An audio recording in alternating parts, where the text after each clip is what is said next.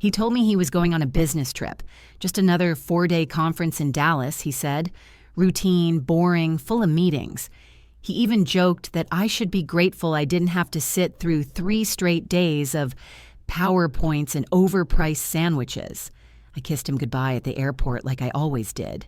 Watched him walk through security. Watched him turn around, flash that same easy smile that once made me feel like I had a future. I didn't know I was watching a man walk out of our marriage and straight into another. That night, I cleaned the kitchen, changed the sheets, lit a candle in the living room like I always did when he traveled. Small things to make the house feel a little less empty. But even then, something felt off, not just in my gut, something colder than that. A silence between us that had grown wider with every, "I'll call you later," and every, "Don't wait up." The next morning, I was folding laundry when his laptop dinged, one of those sync notifications from the cloud. His laptop wasn't password protected. He used to say, "You can check anything, babe. I've got nothing to hide." And I never had, until that morning. I clicked on it absent-minded, expecting a calendar invite or a spreadsheet. Instead, it was an email confirmation. Subject, wedding ceremony final details. Confirmed. I sat there frozen, blinking at the screen. I thought, no, it must be a mistake, a spam email, a joke, wrong recipient, until I read the names. His name, and another woman's, same last name. Hers just hadn't changed yet. I read it again, then again. The rehearsal dinner, the dress code, the officiant's contact information, the floral arrangements. This wasn't a prank. It wasn't even hidden. He had booked a venue under his full legal name, confirmed everything, and he was marrying someone else. This week, while I was here, washing his clothes, folding the sleeves of the shirt he packed to wear to his second wedding. I didn't cry, I didn't scream, not yet. I stared at the laptop until the screen went black again, and then I reached for my phone. I called his office, said I was his wife and needed to confirm something with the travel department. The woman on the line hesitated, then told me, "Oh, he's not in Dallas. He took vacation days this week. Didn't he tell you?" No, he hadn't. I hung up and sat in silence, not because I didn't know what to do, but because I suddenly knew exactly what I had to do. I wasn't going to wait for him to come back with a ring on his finger and a new wife on his arm. I wasn't going to let him lie to my face while the ink dried on a second marriage certificate. If he wanted a wedding, he was going to have one, with me sitting in the front row. But I wouldn't be there to bless it. I'd be there to bury it. I spent the rest of the day doing the kind of things most betrayed women only dream about doing. I called a lawyer friend, asked him if bigamy was still considered a felony. It is. I had him search court records, licenses, public records. Within 6 hours, I had a copy of the marriage license. They had filed, stamped, time-stamped. Illegal. My friend sent over legal documents stating my marriage to this man was still valid, which made his new one criminally fraudulent. He also handed me a letter to deliver to the police if I wanted to have someone escort me to the venue. I didn't flinch. I said yes. The next morning, I packed a suitcase, not for running, but for walking directly into hell, wearing heels, because I wasn't just going to stop the wedding. I was going to end the illusion that I'd ever been the fool in this marriage. Let the world see the kind of man who could smile at one woman while stealing another's life away. Let him choke on the vows he thought he could recite twice. Let his face be the last lie I ever forgave. I arrived in Charleston the night before the wedding. He told me he'd be in Dallas. The email said Charleston. The venue was a historic mansion just off the water, white columns, manicured hedges, everything expensive enough to scream, "Look how real this is." I stayed in a boutique hotel just 2 blocks away, the kind of place where the staff calls you Miss, and every room smells like old roses. I didn't sleep.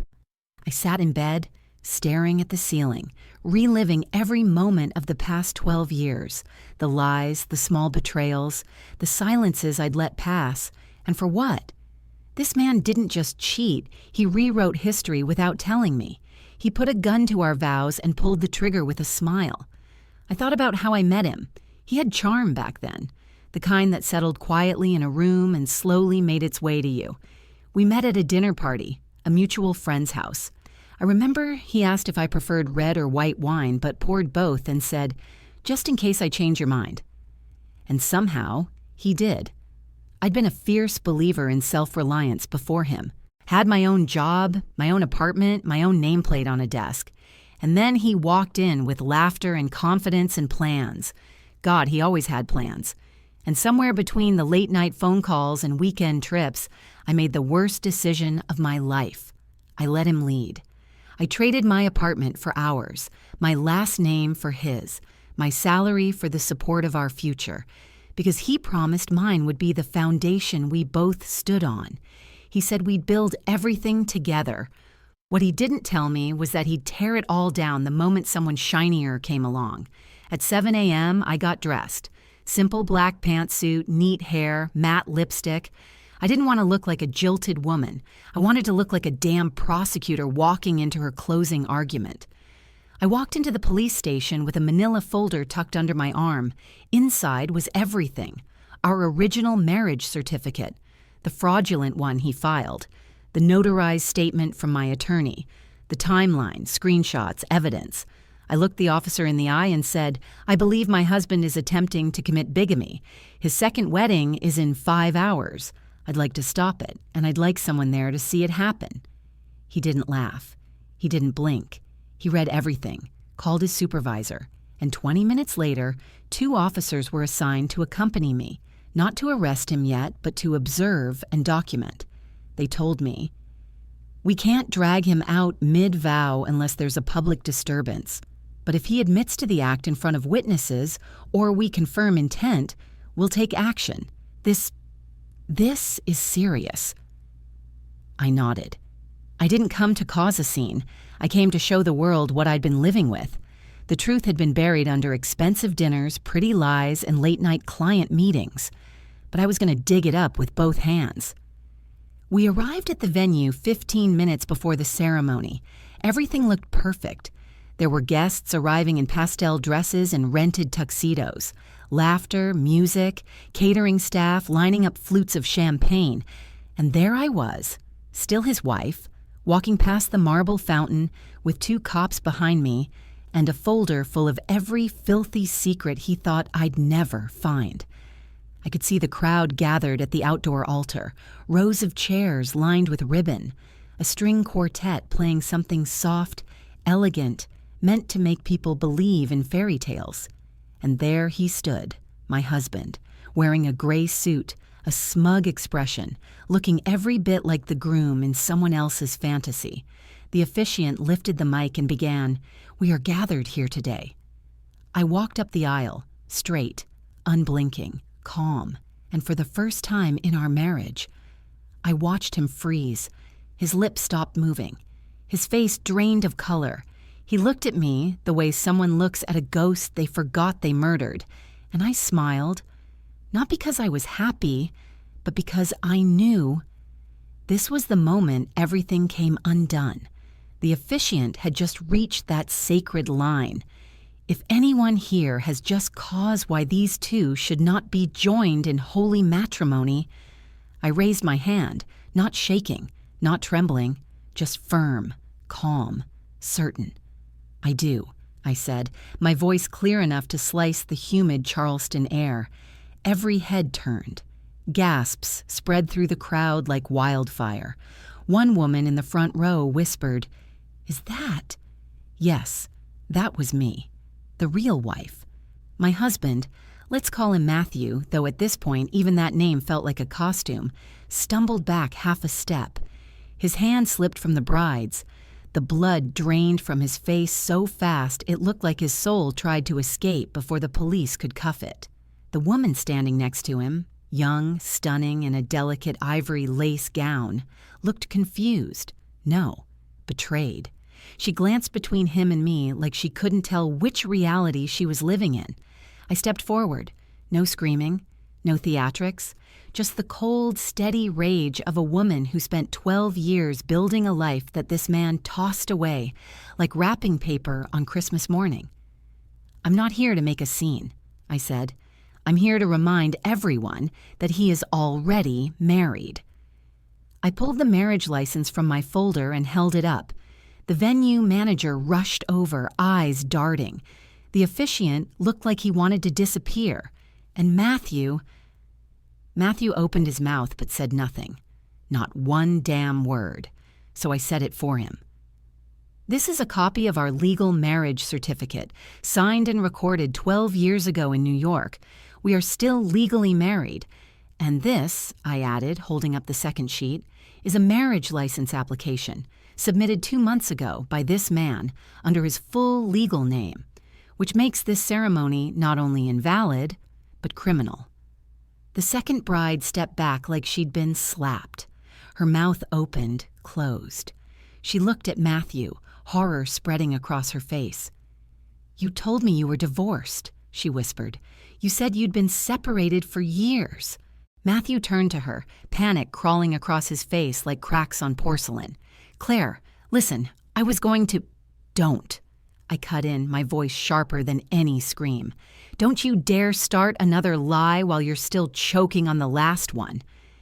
The 2 uniformed officers stepped forward, quietly identifying themselves to the venue manager. They didn't handcuff him. Not yet. But their presence said it all. This wasn't drama. This was a legal violation in real time. Claire, his would-be bride, stumbled backward, nearly tripping on her dress. People began standing. Whispers turned into outrage. How could he do this? She's his wife? Is this even legal? Matthew's parents, yes, they were there too, stood frozen in place. His mother clutched her pearls like the truth had slapped her across the chest. His father looked down, like maybe he always knew this day was coming. Matthew looked like he wanted to speak. But the problem was, he no longer had the floor. I did. "I gave you everything," I said, my voice steady but sharp enough to draw blood. "My trust, my years, my life, and you threw it away for a wedding that wouldn't even be recognized by law." Claire finally found her voice again, shaking with fury. "You told me you didn't believe in marriage because your first wife cheated." She spat. I raised an eyebrow. "Oh, I cheated? Is that what he said?" The crowd turned toward him, eyes narrowing.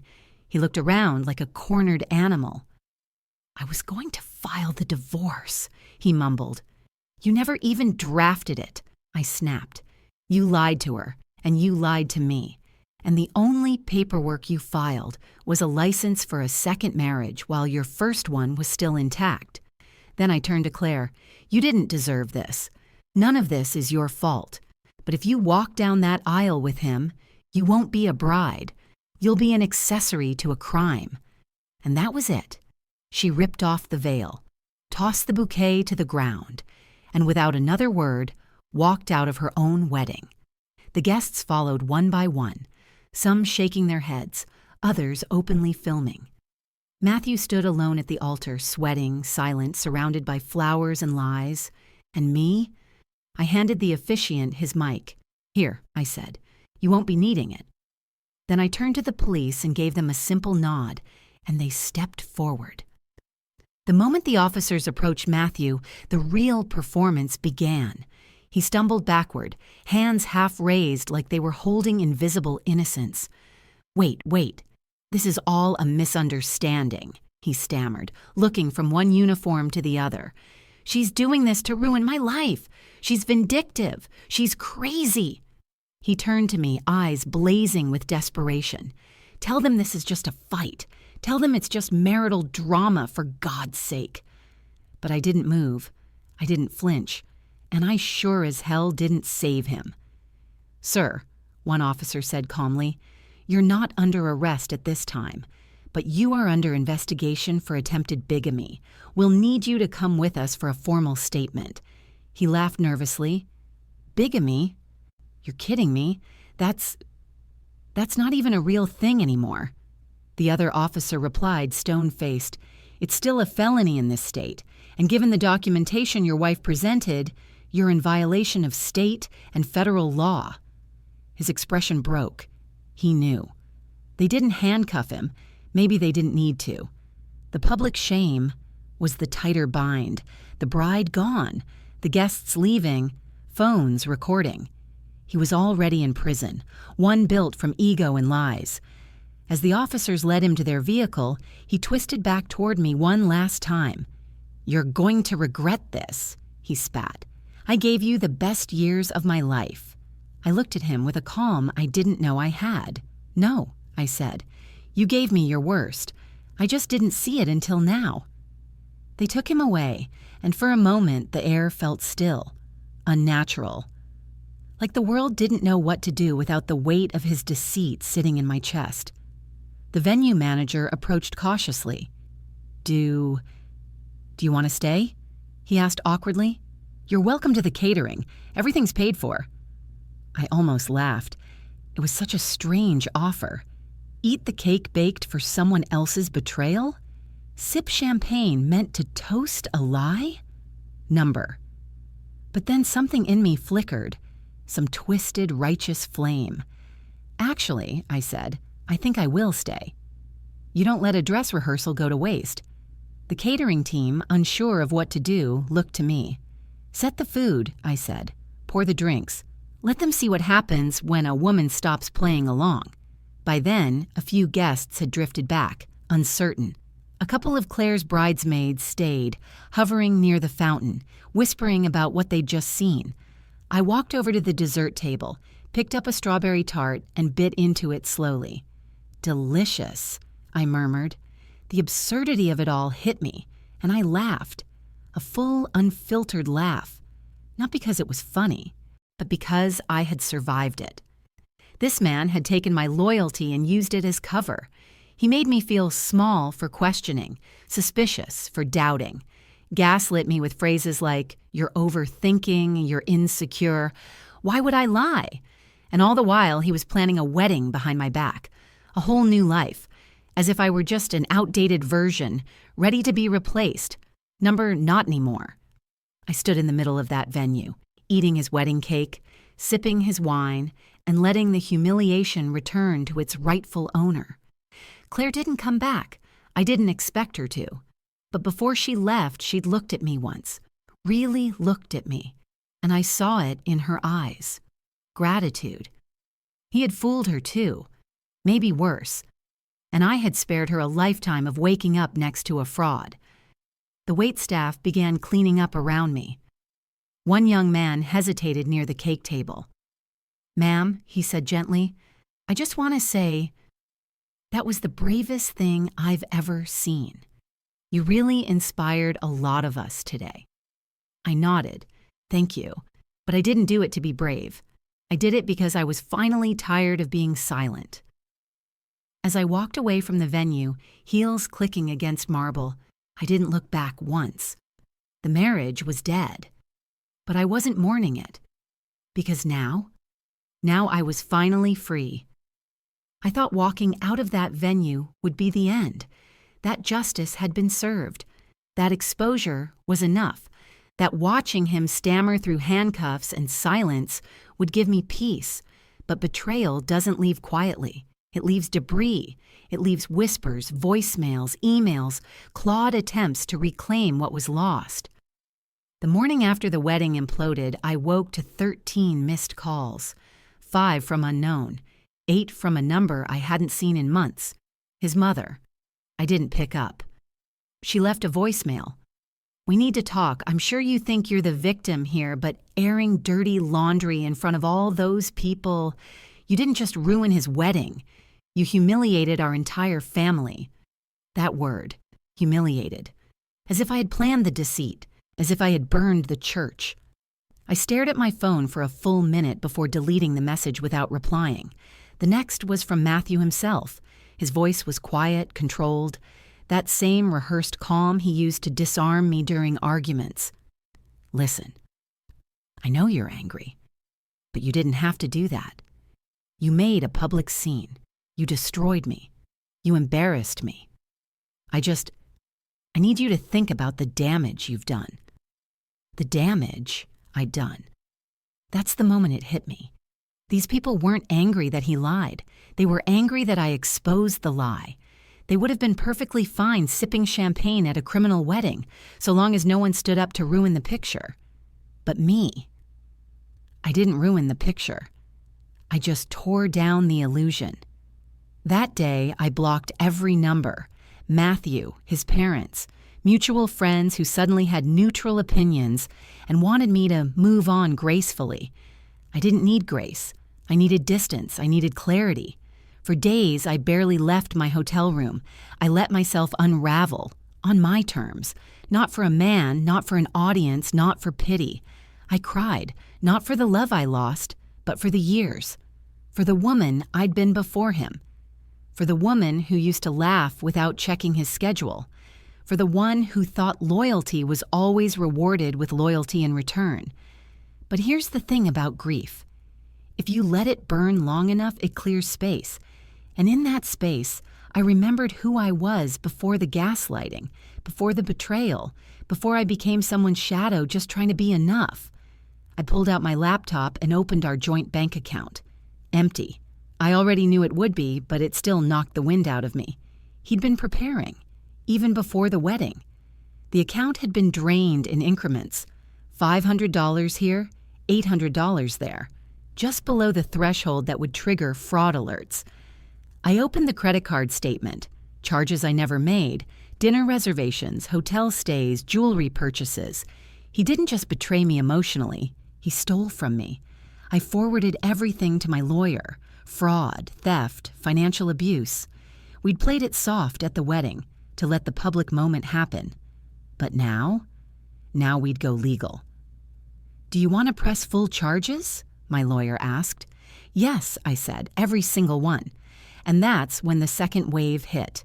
The press. It started small. Local gossip blogs, forums that talked about the woman who exposed a secret wedding mid-ceremony. Then a video leaked. Someone had recorded the entire moment I walked up the aisle. It had everything: my face, my voice, the confrontation, the proof, the gasps. It went viral. 3.4 million views in 2 days. The comments flooded in. "She's a legend. I hope she sues him into the ground. This is the real-life revenge we've all been waiting for." Imagine having the audacity to try to marry someone while still married. This woman deserves an award. I didn't feel powerful. I felt real, seen. For once, people weren't asking me to calm down. They weren't telling me to be the bigger person. They weren't saying, "It takes two." They were saying, "You were right." That video became a symbol, shared on message boards, reposted on Twitter, analyzed on Reddit threads titled, "This is why you don't mess with a smart wife." But even with the praise, the lawsuits, the viral fame, there was one voice I couldn't shake. Claire, the almost bride. She hadn't spoken publicly, hadn't released a statement, hadn't reached out. Until one evening, I received a short, handwritten letter at the hotel's front desk. No return address, just my name. Inside, it read, "Thank you for walking in. I would have never walked out on my own. He told me you were long gone. He told me you cheated. He told me I was his salvation. But you saved me. C." I stared at that letter for a long time, because in the wreckage of a love I thought would last forever. There it was, a piece of meaning. I didn't just end a wedding, I ended a cycle. And somewhere in the middle of all that collapse, I found solid ground. Before the lawsuit, before the viral video, before the vows that never happened, I used to believe Matthew loved me. Maybe not perfectly, maybe not always gently, but love, still. The kind that stayed, the kind you fix when it cracks, the kind you don't abandon in exchange for a new dress and a different face. But standing in that courtroom weeks later, across from the man I had once built a life with, I saw what I had refused to believe for far too long. He was never building anything with me. He was just decorating a stage where he always planned to be the lead actor, and I was just the understudy, there to hold the curtain open while he rehearsed his next role. The fraud charges were only the surface. Once my lawyer began digging through documents, accounts, tax records, we unearthed a truth I hadn't been ready for. Matthew had been planning this for years.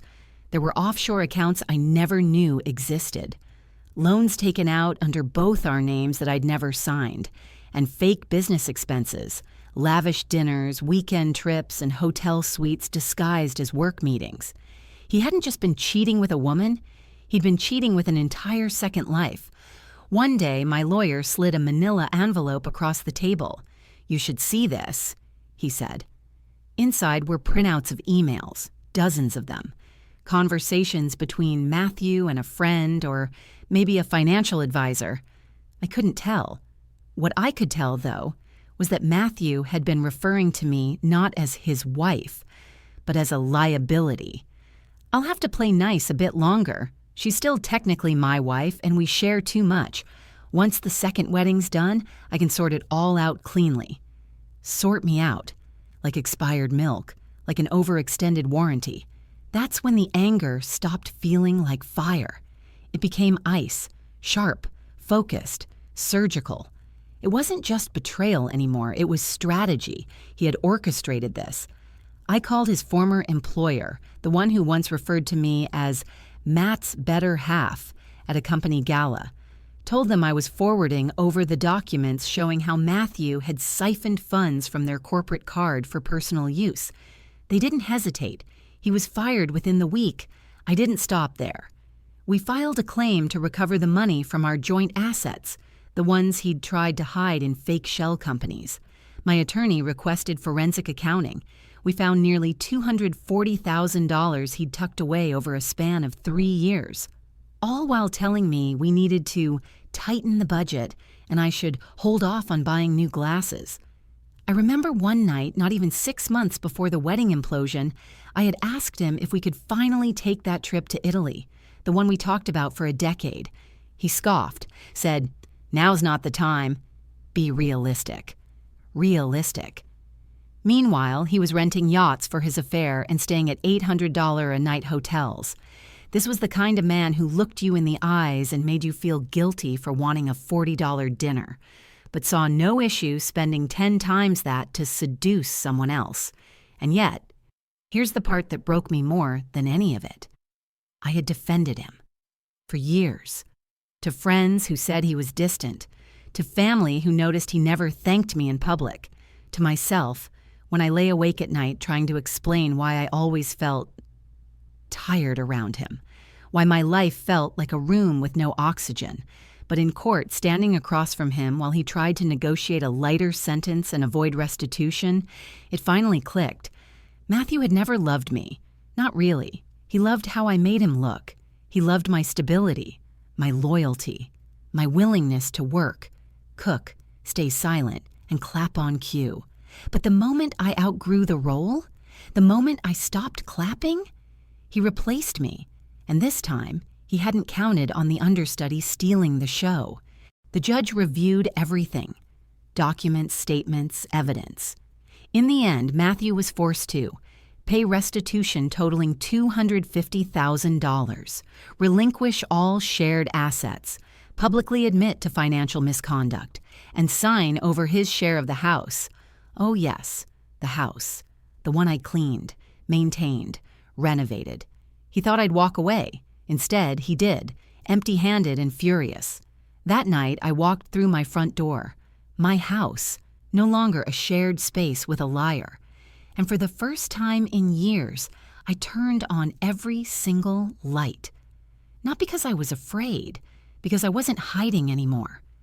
I walked barefoot across the hardwood floors, listening to the quiet creak of the planks beneath me. This house had been silent for too long, a silence that used to feel like peace, until I realized it was suppression. All the things I never said, all the nights I tiptoed around his moods, all the times I made myself small so he could feel big. But now the silence was mine, and for once it didn't weigh me down. It breathed. I poured myself a glass of red wine and stood in the doorway of what used to be his study. The space where he'd close the door during arguments, where I wasn't allowed to vacuum because he was working, where his secrets lived in locked drawers and fake expense reports. It was empty now. Just a room, 4 walls, and I had no intention of preserving it as a shrine to a man who tried to erase me. That weekend, I invited over a painter. We stripped the dark wood paneling and painted the entire room a soft, luminous white. I replaced the desk with an easel, hung up floating shelves for books I actually read, filled it with green plants and soft lighting and things that made me feel alive. I renamed it. Not his study, my studio. Because this house, it wasn't his legacy. It was the stage he stood on, funded by me, scrubbed by me, emotionally furnished by me. And when the curtain dropped, he had no idea the audience would stay seated for the real show. I tore down every trace of him, photos, awards, old birthday cards he barely signed. The keepsake box that held the watch I bought him for our 5th anniversary, he never even wore it. Gone. I burned what needed to burn, donated what could be reused, and left one drawer empty on purpose, so I'd always remember what it felt like to make space for someone who never intended to stay. People asked me if I was going to sell the house. Why would I? It wasn't cursed. He was. The house was just a building. But the story written inside its walls, that was mine to rewrite. And I did, room by room. I turned the guest room into a writing nook, put wind chimes on the back porch, adopted a dog. Something he always said was too much responsibility. Named her Justice. It was a little on the nose. I didn't care. Justice slept on his side of the bed every night, curled up like she'd known all along that spot had been empty of love for years. I got calls for weeks, messages from people who had never once checked on me during the marriage, but suddenly wanted coffee to catch up. Most of them started with, "I can't believe what he did to you," and ended with, "I always had a weird feeling about him." I nodded politely. Let them say their piece, but I didn't need their hindsight. I already had my own. One day, I received an email from someone unexpected, Claire. Yes, that Claire. The almost bride. The woman who had nearly married my husband. She'd been quiet since the wedding disaster, disappeared from social media, changed jobs, went completely dark. The email was short, polite, wounded but steady. "Hi. I don't expect you to respond, but I wanted to say thank you. Again. I don't think you saved just me that day. I think you saved the version of myself that was about to disappear. I believed him. Every lie. Every charming little phrase. I thought you were the bitter ex, but now I see. You were just the first domino he pushed, and I was next. Thank you for standing up when I couldn't. I'm not angry anymore, just grateful." See. I sat there, reading those lines over and over again, because even after everything, even after the lawsuits and lies and headlines, there was still something deeply sad about it all. Not for me. For the women who don't get the chance to stand up, who don't walk into the room with the police, who swallow betrayal like it's just part of the meal they were served. But not me. I had made it out, and I didn't just survive, I reclaimed. The house, my name, my voice, all mine now. There were nights where it still stung, where the echo of old habits tried to creep in, like checking the time and wondering if he'd be late, only to remember he doesn't live here anymore. But most nights, I poured my wine, lit a candle, sat beside Justice, and let the silence wrap around me, not as a prison, but as peace. The thing about betrayal is, it doesn't end when the person is gone. It lingers in receipts and routines, in the way you hesitate before trusting anything that feels too easy. After the court ruling, after I reclaimed the house, I thought the damage was done, that I had sifted through every lie, every broken promise, and set them all ablaze. But monsters don't always leave teeth marks. Sometimes they leave paperwork. It started with a letter. No envelope. Just a folded sheet of paper wedged in my mailbox. Final notice. Loan default amount due, $38,275. Lender, Dynacorp Credit Union. Primary borrower, Matthew Thorne. Co-signer, Margaret Thorne. I stared at it for a full minute. Then 2. I had never heard of Dynacorp, never signed a single document from them, never agreed to be a co-signer. I called the number on the notice, heart pounding, bile rising. The woman on the line confirmed everything. Yes, ma'am, this loan was approved 2 years ago. You're listed as co-signer on all documents. We've attempted to contact Mr. Thorne, but he's unresponsive. As co-signer, the debt is now your legal responsibility. I laughed. Not because it was funny, because of course. Of course, even now, he was still stealing from me. Even after the cameras stopped rolling, after the wedding was burned to the ground, after his social image was shredded by viral justice, he was still pulling strings he thought I couldn't see. I drove straight to my attorney's office. He reviewed the documents, checked the signatures.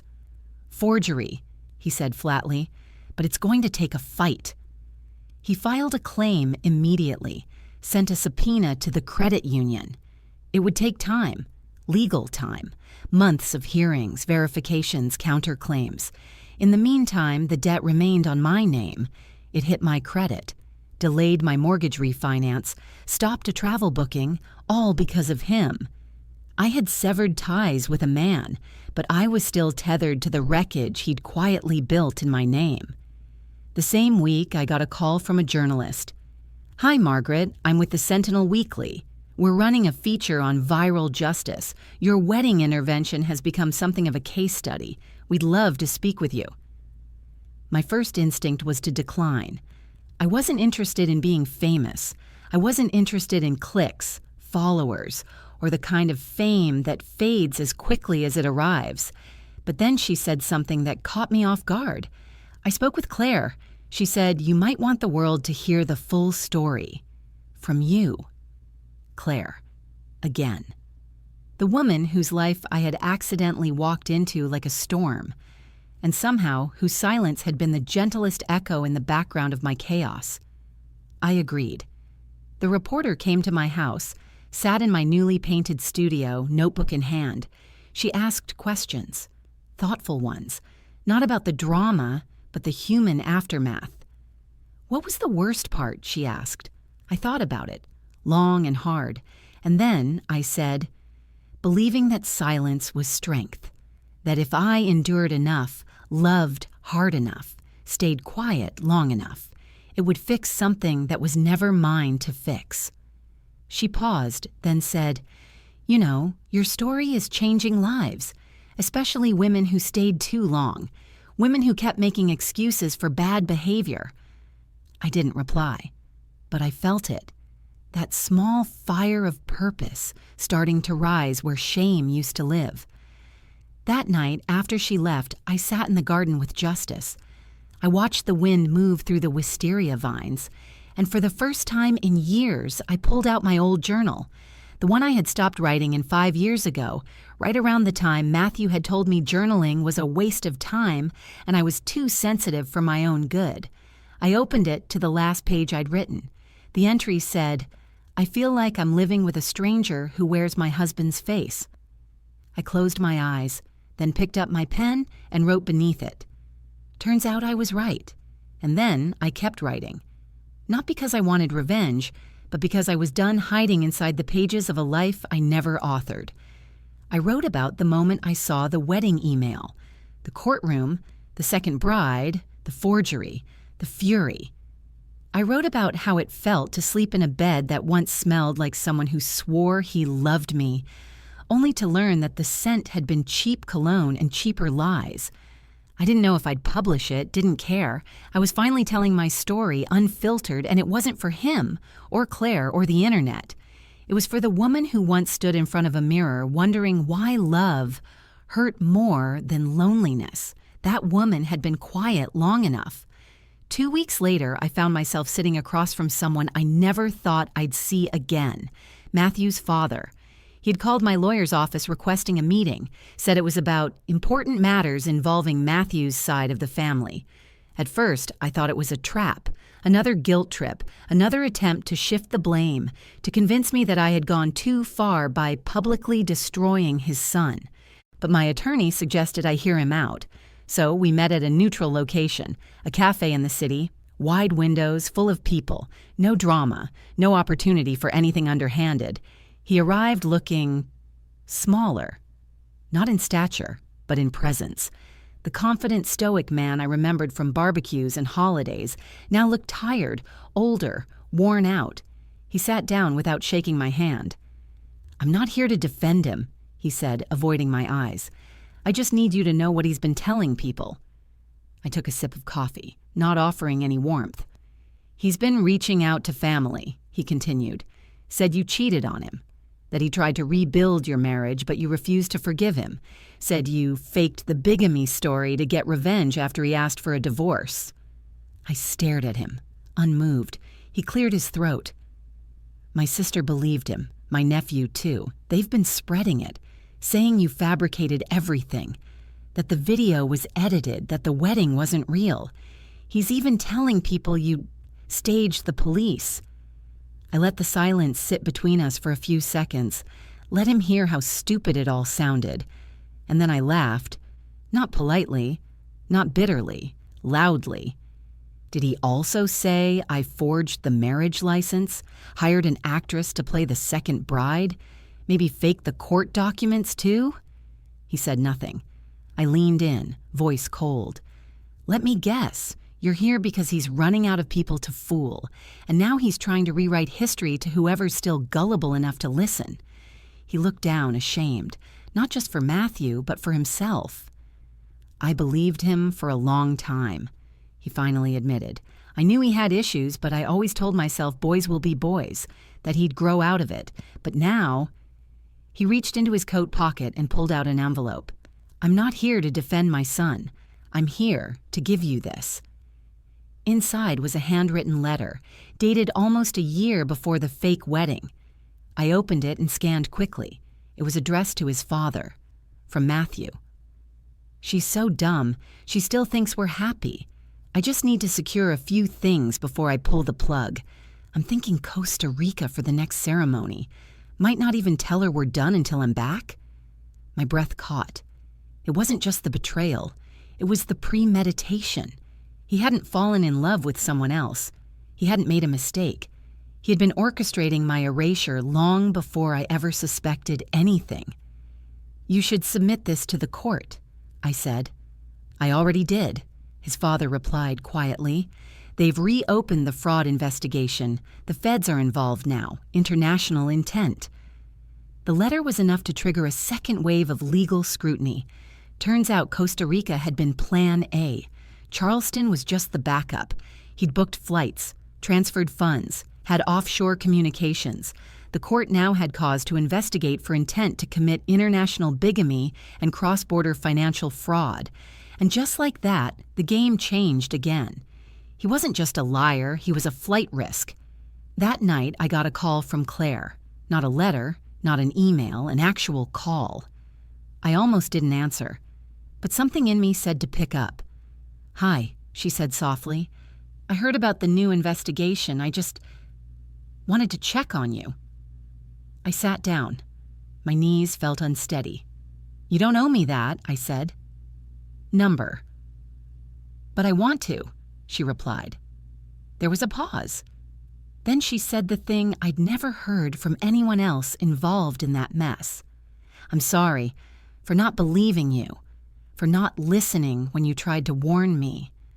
I wanted to think he changed for me, that I was special, that he was just misunderstood. But he wasn't. He was exactly who you said he was." I closed my eyes. "Thank you," I said. "Do you know the last thing he told me before I left?" she asked. "What?"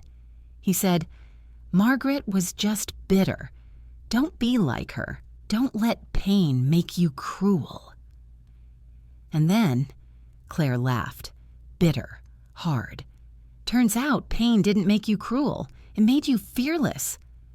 I felt something crack inside me, not in a painful way, in a way that felt like release. I'd spent so many years tiptoeing around his mood swings, censoring my thoughts, managing his perception. But now, I didn't have to manage anything. I just had to keep walking. Let the fire burn where it must. Let the ashes land where they may. The storm wasn't over, but this time I wasn't the one being drowned by it. If I had learned anything from years with Matthew, it was that his ego was a shapeshifter. It could shrink to play the victim or swell to take up a whole room. And after his second downfall, the letter, the reopened case, the federal investigation, it didn't shrink anymore. It exploded. 2 days after I spoke with Claire, I got a text from an old coworker of his. "You need to see this. He's losing it." Attached was a video, blurry, vertical, obviously filmed from a distance. Matthew standing in a crowded bar, drink in hand, ranting. "I'm not the villain here," he slurred, sloshing his whiskey. "She humiliated me, made me look like a criminal in front of my friends, my family, and everyone just ate it up like it was gospel. You think she didn't cheat? She was always cold, always judgmental, like I owed her my life." Someone in the crowd tried to shush him, but he kept going. "Now she's playing the victim, sitting on her high horse in the house I paid for, with my money, my name." The video ended as security began approaching. The house he paid for? That house had my fingerprints on every wall, my savings in every window frame, my soul in the beams and floors and air vents, built while he was out buying cheap rings and expensive lies. That same day, a Reddit thread began trending. Wife who exposed her husband's secret wedding. Now he's spiraling. People had found his LinkedIn, his old company bio, his now locked social media accounts. They posted screenshots of news articles, wedding footage, court updates. One comment struck me like a dagger wrapped in silk. He didn't just cheat on her, he tried to erase her. Yes, that's exactly what it was. Not infidelity, erasure. The financial fraud, the false narratives, the offshore accounts, the second life. All of it designed to leave no trace of me. But now I was the only thing that wouldn't disappear. My face, my voice, my truth, all still standing. And then came the biggest blow, an open letter, published in an online magazine by none other than Claire. It was titled, "The Bride Who Never Said I Do, My Story of Standing at the Altar with a Married Man." She didn't name him, but she didn't have to. Everyone already knew. In the article, she detailed everything, the charm, the deception, the manipulation, the fallout. She described how he twisted her against me, how he spun himself as the martyr, the misunderstood man. And then she wrote this. He used her as a stepping stone, but she turned it into a platform. He thought she'd disappear quietly. Instead, she walked into his fantasy and ended it like a chapter she was done rereading. That article hit 1 million views in 3 days. The public tide wasn't just turning, it was erupting. Podcasts invited me to speak. Talk shows reached out. Influencers posted videos saying, "This woman's story taught me everything about self-respect." And through it all, I stayed silent. Not because I didn't have more to say, but because the silence this time was mine. He, on the other hand, couldn't stand it. He launched a new blog titled My Side of the Story, filled with rants, half-truths, and revisionist garbage. He claimed the wedding was symbolic, not legally binding. I had emotionally abused him for years. Claire knew everything and was playing her own victim card. People didn't buy it. The comments section turned brutal. If you're innocent, why are there legal charges? She had receipts, you have paragraphs. You didn't marry someone new, you married your own lies. Still, he didn't stop. And then, he vanished. No updates, no new posts. His domain name expired. His lawyer quit. A few weeks later, I got a call from my attorney. "They're dropping the new fraud charges," he said. "Not because he's innocent, because he fled. No forwarding address, no travel records. He's disappeared." Disappeared. Just like that. Like a ghost made of paper and deceit. And you know what? I didn't feel relief. I didn't feel fear. I felt done. I had fought the public war, fought the legal battle, fought the emotional hellfire that comes from watching someone you once loved treat you like collateral damage, and I had won. Not in headlines, not in viral fame, but in something deeper, in the knowledge that I survived and he couldn't. When a storm ends, it doesn't announce it. There's no curtain call, no closing scene. The air just shifts. The thunder dies out. And one day, you step outside and realize you're no longer flinching at every cloud. That's how I felt. Not victorious, not vengeful, just alive. I didn't rebuild my life. I built something entirely new. For the first time in years, I stopped checking my phone every morning in dread. There were no more secret calls, no legal notices, no strangers leaving gossip in my inbox, just stillness. That silence I used to hate, now it sounded like freedom. I remember the exact moment I knew I had reclaimed my life. It was a Sunday. The sun had just started to rise, casting long, honey-colored beams through the kitchen window. I was barefoot, wearing an old robe, making pancakes while Justice snored under the table. Soft jazz played from the speaker, and it hit me. This was mine. All of it. I didn't need to wait for a man to get out of bed. Didn't need to ask what flavor syrup he wanted. Didn't need to tiptoe around someone else's silence. I was no longer performing someone's fantasy. I was living my own truth. I started saying yes to things I'd once whispered maybe to. An art class at the local community center. A solo trip to Italy. The one he always said was too expensive. Dinner with women I had lost touch with when I was too busy orbiting his moods. And people noticed. "Margaret, you're glowing. You look 10 years younger. I don't know what changed, but it suits you." What changed was simple. I stopped asking who I needed to be and started asking who I had always been. I turned my journal into a memoir, not for the world, for me. But a friend in publishing read it and asked, "Can I share this?" I hesitated, then said yes. 6 months later, The Woman Who Interrupted a Wedding hit the shelves. It wasn't a story about revenge, it was about reclamation, about all the women who stayed too long, hoping their silence might be heard as love, about the freedom that lives on the other side of self-abandonment. The response was overwhelming. Emails, messages, women saying, "You told my story. I left him because I read yours. I stopped apologizing after I saw your video." One letter stood out. It came in a small cream-colored envelope with no return address. Just 2 lines written in elegant, looping script. "You saved me. Now I'm saving myself." See Claire. She had disappeared again after her article. No interviews, no appearances, just that letter. And somehow, that made it perfect. We had both stepped out of his shadow, not to shout about what happened, but to live so loudly he'd never cast one again. And then came one final message from a journalist. She called it a tip, said she found it digging through foreign records while working on a follow-up about women who expose predators. She forwarded me a single file. It was a visa record, issued in a small European country with no extradition treaty. The name, Matthew Thorne, alive, abroad, trying to disappear. I read it, blinked, closed the laptop, and didn't feel a thing.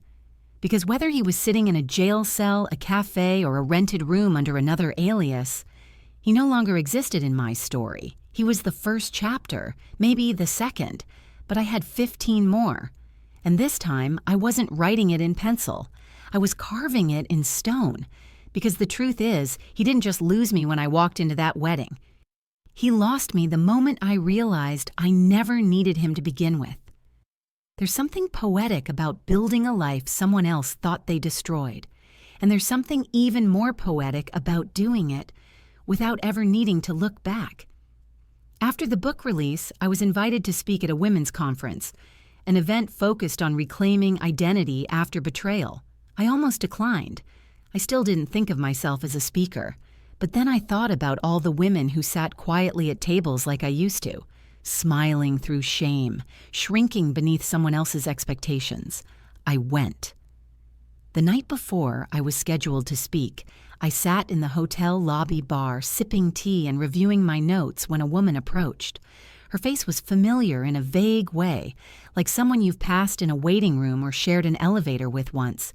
"Margaret?" she asked cautiously. "Yes?" She hesitated, then said, "You don't know me."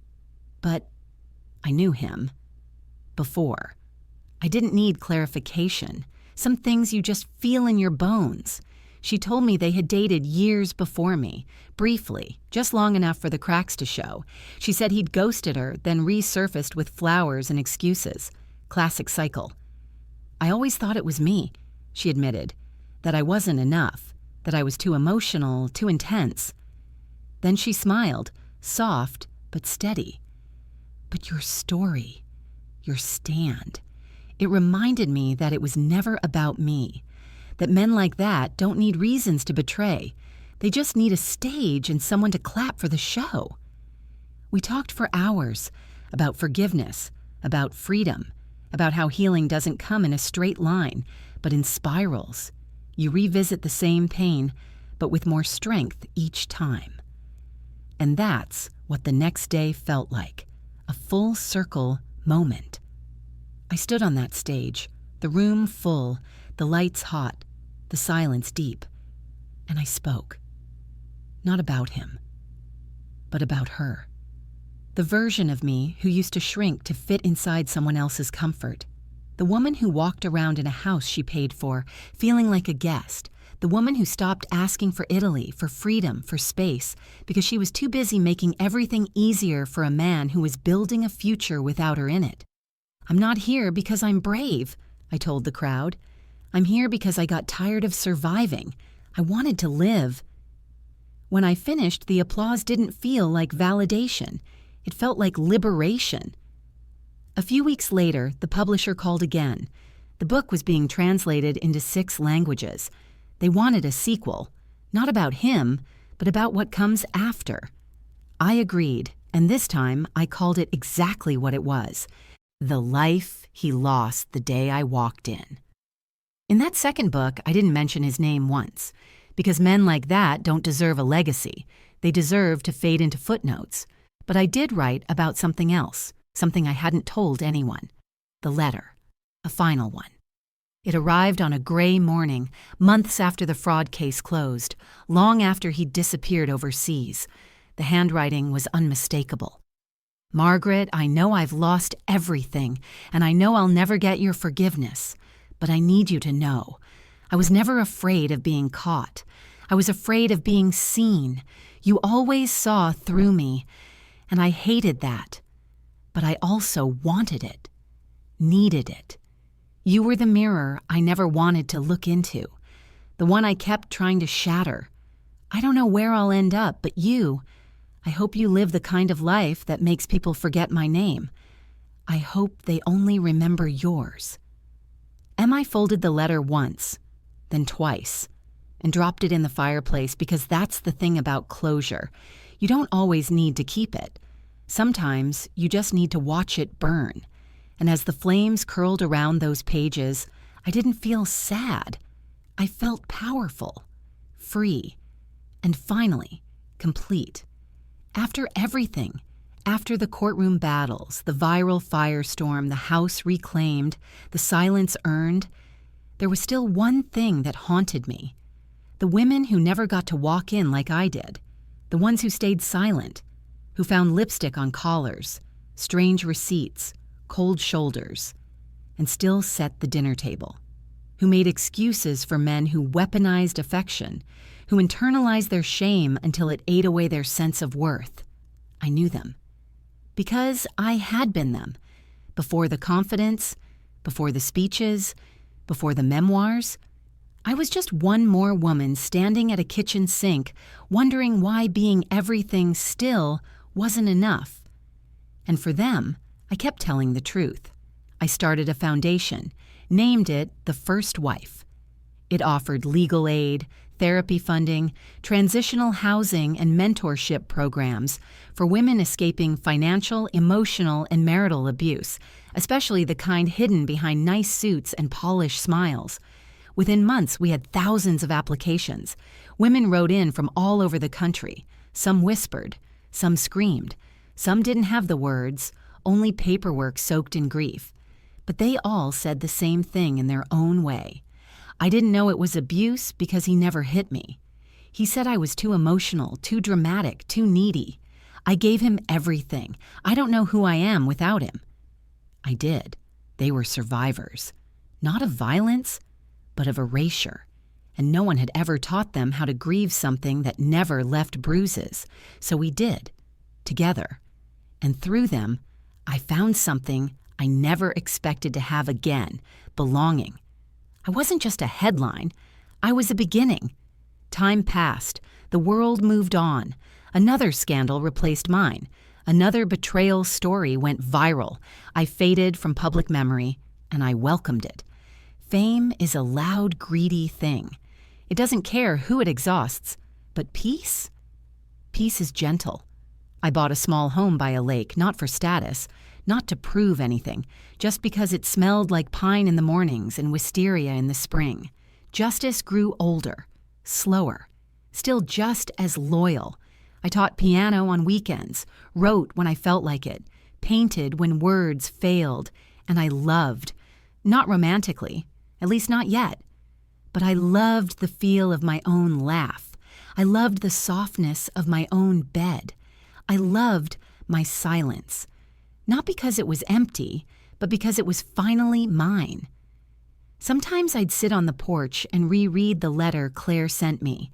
Sometimes I'd revisit the foundation's inbox, scroll through hundreds of thank you messages from women who now had homes, jobs, dignity. And sometimes I'd think of him, not with hate, not with grief, just with distance, like remembering a fire that once burned down your house. You don't mourn it, you rebuild. Years later, at a quiet reading for my third and final book, someone raised their hand in the back of the room. She looked young, late 20s, eyes too tired for her age. "Do you ever regret loving him?" she asked. The room fell still, and I thought about it, about the man who had rewritten our story without telling me, who tried to replace a marriage with a ceremony, who forged documents, drained accounts, told lies so thick he got lost inside them. And I said, no. I only regret that I loved him longer than he deserved, because love, real love, isn't weakness. What's weak is how he treated it, how he used it, how he tried to cash it in for control. But me? I walked through fire and still had enough strength left to light my own path. So I don't regret the love. I regret not loving myself sooner. The room applauded. Some stood, some cried, and I stepped off the stage not as the woman who exposed her husband at the altar, not as the viral symbol of betrayal and revenge, but as someone far more powerful, a woman who ended the story on her own terms. No husband, no stage, no mask, just me. And that was enough, more than enough.